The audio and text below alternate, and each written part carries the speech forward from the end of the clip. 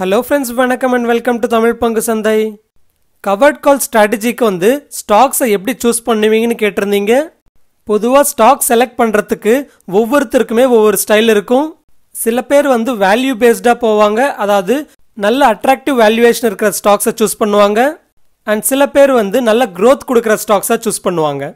So நான் personally covered call strategy-க்கு எந்த மாதிரி stock-அ வந்து நான் choose பண்ணுவேன் and எப்படி choose பண்ணுவேன்றதை நம்ம இந்த வீடியோல பார்க்கலாம். அதுக்கு முன்னாடி நீங்க நம்ம தமிழ் பங்கு சந்தை சேனலை சப்ஸ்கிரைப் பண்ண மறந்துட்டீங்கன்னா கண்டிப்பா சப்ஸ்கிரைப் பண்ணிக்கோங்க and அப்படியே பக்கத்துல இருக்க பெல் ஐகானையும் கிளிக் பண்ணிக்கோங்க. and நம்மளோட கண்டென்ட் உங்களுக்கு பிடிச்சிருந்ததுன்னா கண்டிப்பா லைக் பண்ணி உங்க ஃப்ரெண்ட்ஸ் and ஃபேமிலிஸ்க்கும் ஷேர் பண்ணுங்க and வீடியோ டிஸ்கிரிப்ஷன்ல இருக்கிற டெலிகிராம் லிங்கை கிளிக் பண்ணி டெலிகிராம் சேனலையும் ஜாயின் பண்ணிக்கோங்க.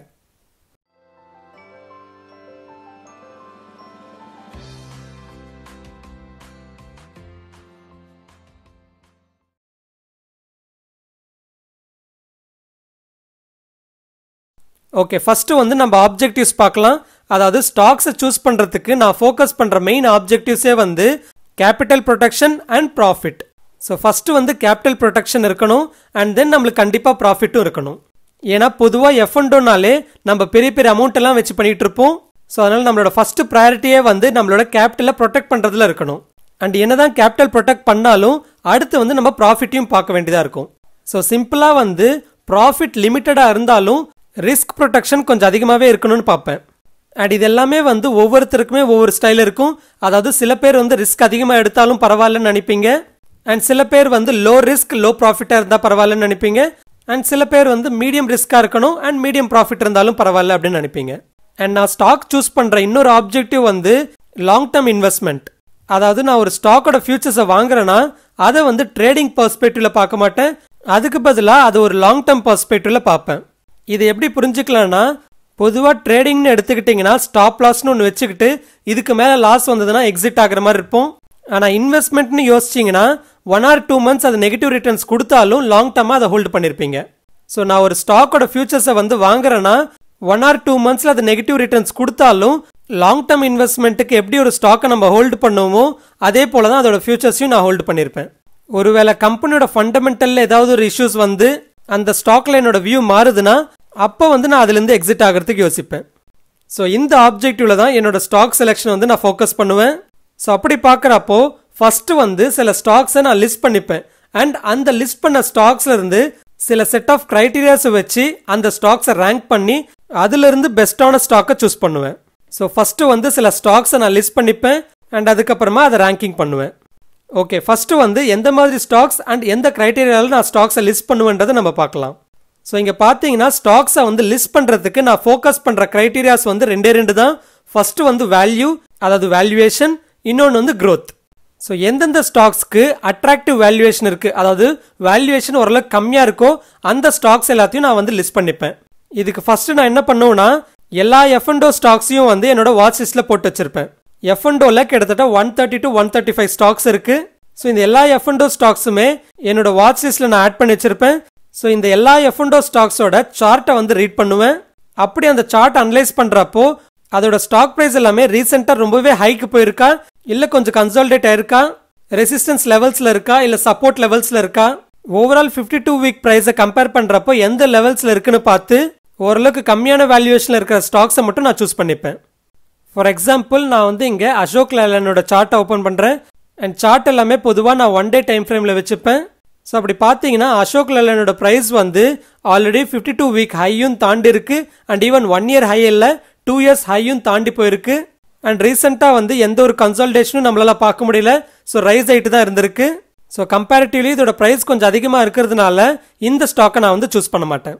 அதாவது இந்த ஸ்டாக்கை நான் வந்து ஃபுல்லாகவே சூஸ் பண்ண மாட்டேன்னு இல்லை, இந்த ஃபர்ஸ்ட் ஸ்டெப்பில் அதாவது வேல்யூ பேஸ்டு ஸ்டாக் லிஸ்ட்டில் இந்த ஸ்டாக்கை நான் சூஸ் பண்ண மாட்டேன். அதுவே அடுத்து ஓஎன்ஜிசியோட ஸ்டாக் பார்த்தீங்கன்னா இதோட ப்ரைஸ் வந்து 52 வீக் ஹையை விட கம்மியாக தான் இருக்கு அண்ட் அதே போல் ரீசெண்டாக வந்து ஒரு சின்ன ஃபாலும் பார்த்துருக்கு. ஸோ இப்படி கம்பேரிட்டிவ்லி இதோட ப்ரைஸ் வந்து கொஞ்சம் கம்மியாக இருக்கிறதுனால இந்த ஸ்டாக்கை என்னோட லிஸ்ட்டில் வச்சுப்பேன். ஸோ இப்படி 130 to 135 எஃப்என்டோ ஸ்டாக்ஸோட சார்ட் எல்லாத்தையும் அனலைஸ் பண்ணி ஓரளவுக்கு பெட்டர் வேல்யூவேஷன் இருக்கிற ஸ்டாக்ஸை மட்டும் என்னோட லிஸ்ட்டில் நான் வச்சுப்பேன்.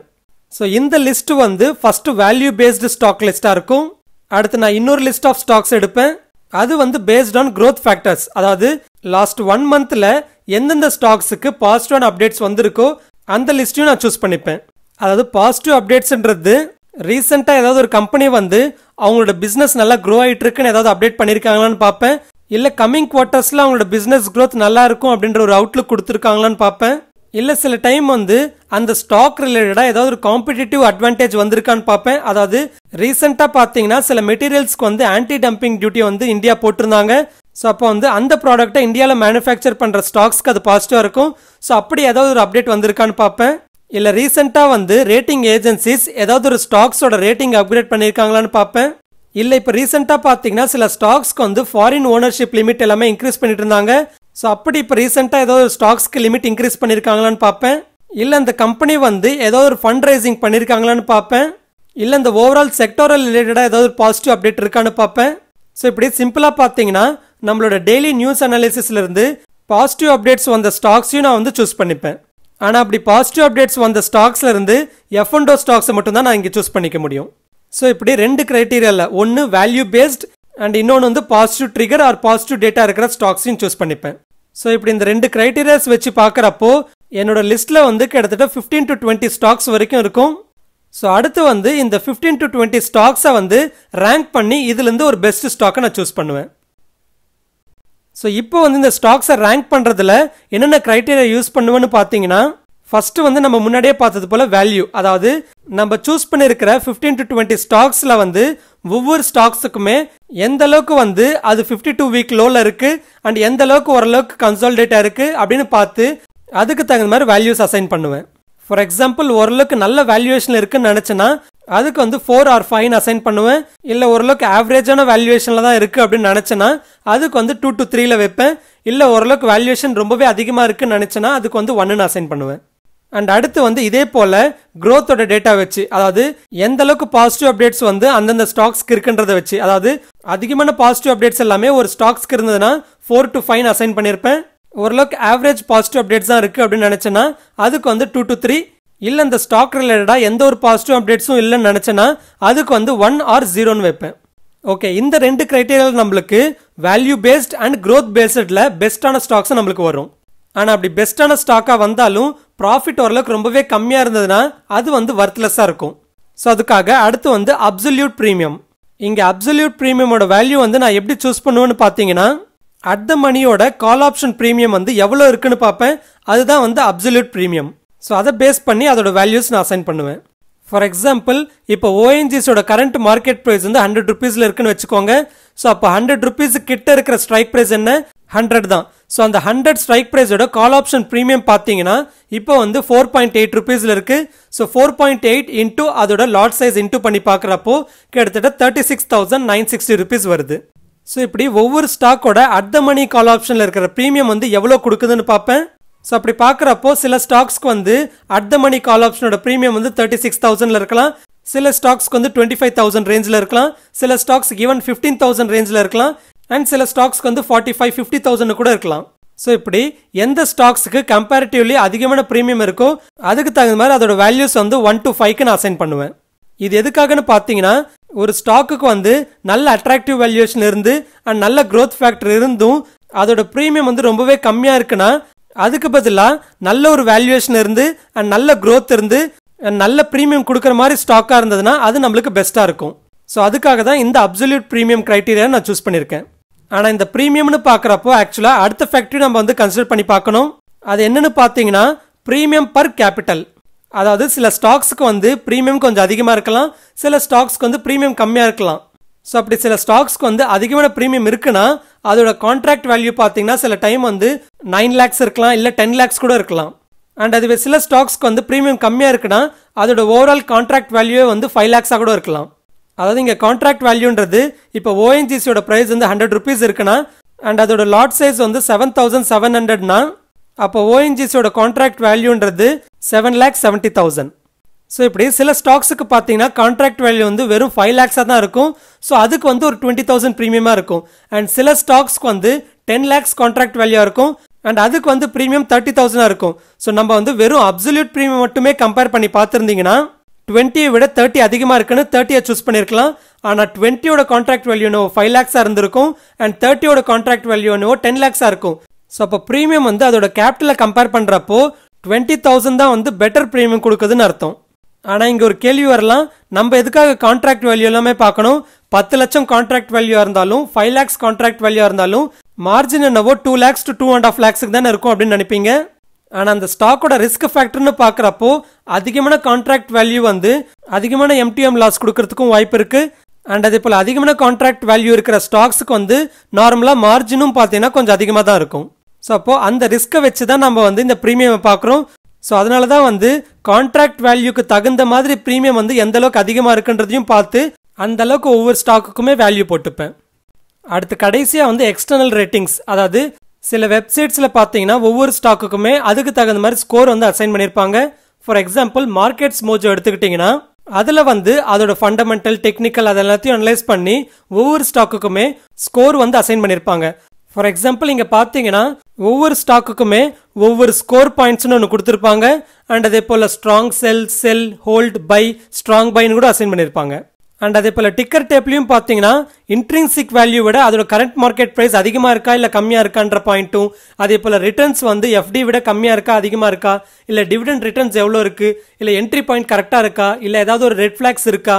அதாவது ரெட் ஃபிளாக்ஸ்னா ப்ரமோட்டர் வந்து அவங்களோட ஹோல்டிங்ஸ் ஏதாவது பிளெட்ஜ் பண்ணியிருக்காங்களா இல்லை வேற ஏதாவது ஒரு காஷன் பாயிண்ட் இருக்கான்றதை ரெப்ரசென்ட் பண்ணும். ஸோ இப்போ பார்த்தீங்கன்னா இங்கே டோட்டலாக 5 பாயிண்ட்ஸ் இருக்கு. இதில் எவ்வளோ பாயிண்ட்ஸ் வந்து கிரீனில் இருக்கோ அவ்வளோ வேல்யூ வந்து அந்தந்த ஸ்டாக்ஸ்க்கு நான் அசைன் பண்ணிப்பேன். ஸோ இப்படி லாஸ்ட் கிரைட்டீரியாவா இந்த மாதிரி சில ப்ராமினன்ட் வெப்சைட்ஸோட ரேங்கிங் ஸ்கோரையும் நான் வந்து கன்சிடர் பண்ணிப்பேன். ஸோ இப்படி ஓவராலாக பார்க்குறப்போ valuation, positive or growth data, அதே போல் absolute premium percentage with respect to capital and அதே போல் எக்ஸ்டர்னல் ரேட்டிங்ஸ். ஸோ இந்த எல்லா கிரைட்டீரியாஸ்லுமே 1 to 5 வேல்யூஸை நான் வந்து ஒவ்வொரு ஸ்டாக்குக்கும் அசைன் பண்ணி டோட்டலாக ஆட் பண்ணி பார்க்குறப்போ எந்த ஸ்டாக்குக்கு அதிகமான பாயிண்ட்ஸ் இருக்கோ அதை பேஸ் பண்ணி நான் ரேங்க் பண்ணிப்பேன். அண்ட் இப்படி ரேங்க் பண்ணுறப்பவும் சில ஸ்டாக்ஸுக்கு வந்து சேம் ரேங்கிங் கூட வரலாம். அதாவது சில ஸ்டாக்ஸுக்கு சேம் ஸ்கோர் பாயிண்ட் இருக்கிறதுனால ரேங்கிங்கும் வந்து பார்த்தீங்கன்னா சேமாக இருக்கும், அதாவது 1-1ன்னு இருக்கும். ஸோ அப்போ வந்து வெறும் வேல்யூவேஷன் அண்ட் பாசிட்டிவ் டேட்டா வச்சுமே அந்த 2 ஸ்டாக்கோட ரேங்கிங் மட்டும் பண்ணிப்பேன். அண்ட் சில நேரத்தில் வந்து நான் 3 ஸ்டாக் எடுக்கணும்னா, அதாவது என்னோட கேபிட்டலுக்கு வந்து நான் 3 ஸ்டாக்ல கவர்ட் கால் எடுக்கணும்னு நினைச்சேன்னா அண்ட் ரிப்பீட்டடாக 1, 2, 3 ரேங்கிங்ஸில் ஒரே செக்டார் ரிலேட்டடான ஸ்டாக்ஸ் வந்ததுன்னா அதில் வந்து ஒரு ஸ்டாக் மட்டும் தான் நான் சூஸ் பண்ணுவேன். அடுத்த ரேங்கிங்கில் இருக்கிற இன்னொரு செக்டாரில் இருக்கிற ஸ்டாக்கை தான் நான் சூஸ் பண்ணுவேன். அதாவது ரேங்கிங் என்னவோ 1, 2, 3 இருந்தாலும் அந்த 3 ஸ்டாக்குமே ஒரே செக்டார் ஸ்டாக்ஸ் இருக்கிறப்போ நான் அந்த 3 ஸ்டாக்ஸ் சூஸ் பண்ண மாட்டேன். ரேங்க் பேஸ்டாக இருக்கிற யூனிக் செக்டாரில் இருக்கிற ஸ்டாக் தான் நான் சூஸ் பண்ணுவேன். ஸோ இப்படி பல கிரைட்டீரியா வச்சு நம்ம ரேங்கிங் பண்ணி ஒரு ஸ்டாக்கை சூஸ் பண்ணாலும் இனிஷியலாக ஸ்டாக் லிஸ்ட் என்னவோ 2 கிரைட்டீரியா பேஸ் பண்ணி தான் எடுத்திருப்போம். அதாவது கம்பேரிட்டிவ்லி லோ வேல்யூவேஷனில் இருக்கிறது and comparatively better positive updates இருக்கிறது. ஸோ இதுதான் வந்து முக்கியமான 2 கிரைட்டீரியாஸ். இதை பேஸ் பண்ணி மட்டும்தான் நான் வந்து ஸ்டாக்கை சூஸ் பண்ணுவேன். அதில் நிறைய ஸ்டாக்ஸ் வந்தால் மட்டும்தான் இந்த கிரைட்டீரியாவை பேஸ் பண்ணி நான் வந்து ரேங்கிங் பண்ண ஆரம்பிப்பேன். ஸோ அப்படி பார்க்குறப்போ முக்கியமாக நம்ம வந்து ஒவ்வொரு ஸ்டாக்கோட சார்ட்டை அனலைஸ் பண்ணி நம்ம வந்து பெட்டர் வேல்யூவேஷனில் இருக்கிற ஸ்டாக்கை நம்ம சூஸ் பண்ணணும். அண்ட் அதே போல் மார்க்கெட்டில் வந்து டே டு டே எந்தெந்த ஸ்டாக்ஸ்க்கு எந்த மாதிரி பாசிட்டிவ் அப்டேட்ஸ் வருது அண்ட் எந்த மாதிரி அப்டேட்ஸ் வருதுன்றதை நம்ம தெரிஞ்சுக்கிட்டா மட்டும்தான் அது பாசிட்டிவா நெகட்டிவான்றது நம்மளால திங்க் பண்ண முடியும். ஸோ அதனால தான் நான் எப்பவும் சொல்கிற மாதிரி நம்மளோட நியூஸ் அனாலிசிஸ் வீடியோ பார்த்துட்டு ஒரு ஸ்டாக் ரிலேட்டடாக பாசிட்டிவான அப்டேட் வந்ததுமே அடுத்த நாளே வந்து அந்த ஸ்டாக்ல நீங்கள் ட்ரேடிங்கோ இல்லை ஷார்ட் டேர்ம்க்கு இன்வெஸ்ட் பண்ணுறதுக்கு பதிலாக அதே ஸ்டாக்குக்கு 1 or 2 times பாசிட்டிவ் அப்டேட் வந்ததுன்னா அப்போ என்டர் ஆகுறதுன்றது உங்களுக்கு கொஞ்சம் பெட்டராக இருக்கும். ஆனால் நான் வந்து ஒவ்வொரு ஸ்டாக்கோட positive updates and negative updates எல்லாமே நோட் பண்ணி வச்சுப்பேன். ஸோ அப்படி பாசிட்டிவான அப்டேட் வந்த ஸ்டாக்ல F&O ஸ்டாக்ஸ் இருந்ததுன்னா அதை வந்து என்னோட கவர்ட் கால் போர்ஷன்ஸ்க்கு நான் நோட் பண்ணி வச்சுப்பேன். ஸோ தட் அடுத்தடுத்த மாதம் வந்து புது ஸ்டாக்ல கவர்ட் கால் போர்ஷன் எடுக்கணும்னு நினச்சேன்னா அந்த ஸ்டாக்ஸ் எல்லாமே எனக்கு ஹெல்ப்ஃபுல்லாக இருக்கும். ஸோ அப்படி ஓவராலாக பார்க்குறப்போ எந்த ஒரு ஸ்டாக்குக்கு better valuation, better positive updates and better premium இருக்கோ அந்த ஸ்டாக்கை தான் நான் சூஸ் பண்ணுவேன். ஸோ இப்படி டிஃப்ரெண்ட் டேட்டாவோட சப்போர்ட்டில் நம்ம ஒரு ஸ்டாக்கை எடுக்கிறப்போ அதுலேருந்து வர ப்ராஃபிட் ப்ராபபிலிட்டின்றது கொஞ்சம் நல்லாவே இருக்கும். ஆனால் ஸ்டில் ஓவரால் மார்க்கெட்லேயே வந்து ஏதாவது ஒரு நெகட்டிவ் நியூஸ் வந்ததுன்னா அதுக்கு தகுந்த மாதிரி எல்லா ஸ்டாக்குமே நெகட்டிவாக ஃபால் ஆகலாம். ஆனால் நம்ம சூஸ் பண்ணுற ஸ்டாக்குக்கு வந்து டிஃப்ரெண்ட் டேட்டாவோட சப்போர்ட் இருக்கிறதுனால அந்த மார்க்கெட்டோட நெகட்டிவ் நியூஸ் முடிஞ்சதுமே அந்த ஸ்டாக்ஸ் எல்லாமே மறுபடியும் பழையபடி வரும். ஸோ இப்படி தான் கவர்ட் காலுக்கு நான் ஸ்டாக்ஸை சூஸ் பண்ணுவேன். ஸோ இது ஃப்ரெண்ட்ஸ் ஃபைனலி நம்ம வீடியோ ஸ்டாக் மார்க்கெட் ரிலேட்டடாக லேட்டஸ்ட் அப்டேட்ஸ் வேணும்னா டிஸ்கிரிப்ஷனில் இருக்கிற லிங்கை கிளிக் பண்ணி டெலிகிராம் சேனலில் ஜாயின் பண்ணிக்கோங்க அண்ட் இன்ஸ்டாகிராம் பேஜை ஃபாலோ பண்ணிக்கோங்க. இந்த கண்டென்ட் பிடிச்சிருந்துன்னா கண்டிப்பாக லைக் பண்ணுங்க, அப்படியே உங்கள் ஃப்ரெண்ட்ஸ் அண்ட் ஃபேமிலிஸ்க்கும் ஷேர் பண்ணுங்க. இந்த வீடியோ ரிலேட்டடாக உங்களுக்கு ஏதாவது கருத்து இருந்ததுன்னா கமெண்ட்ல சொல்லுங்க. அண்ட் நம்ம சேனலை சப்ஸ்கிரைப் பண்ண மறந்துருந்தீங்கன்னா கண்டிப்பாக சப்ஸ்கிரைப் பண்ணிக்கோங்க. இன்னொரு இன்ட்ரெஸ்டிங் வீடியோட மறுபடியும் உங்க முன்னாடி வரேன். அது வரைக்கும் டேக் கேர். ஜெய் ஹிந்த்.